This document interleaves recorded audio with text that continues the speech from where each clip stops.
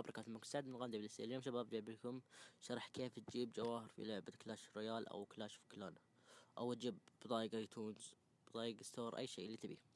طبعا شيء تحمل البرنامج، بحط لك الرابط تحت تحمله وتحمل في بي ان. طيب طبعا تدخل البرنامج وتسجل دخول هنا من فوق وكل شيء. انا طبعا سجلت خلص من زمان.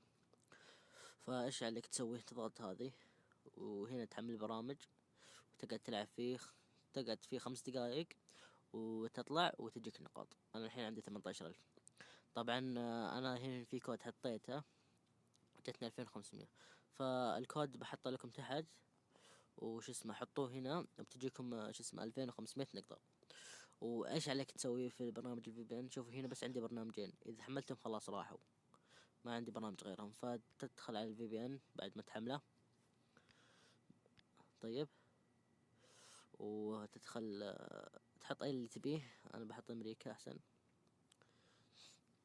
بعد ما خلاص سوى كونكت تطلع تدخل على ابنان، ها زي ما شفتوا زادوا. طبعا شو تسوي الحين؟ مثلا تحمل شو اسمه خلنا نوريكم، خلنا نشوف شو حمل البرنامج.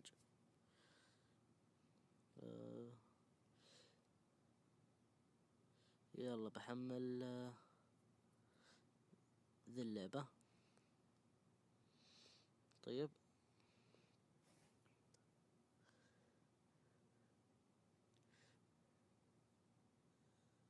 يلا خلنا نحملها.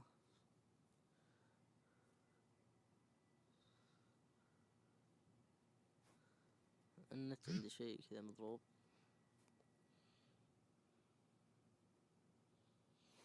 طبعا تخلص تحميل وبرجع لكم. زي ما تشوفون يا شباب زاد عندي 18,560.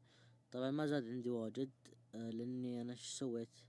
البرنامج قعد 6000 سنة ما حمل. فدخلت هنا، دخلت على الانستغرام، نشرته في الانستغرام يعطيك 50. بس يا شباب انا ليش ما حملت البرنامج؟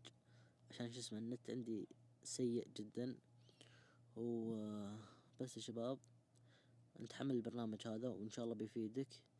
فترى على فكرة انا جبت من ذا البرنامج 10 دولار حق الايتونز واستبدلتها بجواهر في كلاش كلان اول، مو بالحين. وبس شباب لا تنسون اللايك سبسكرايب ومع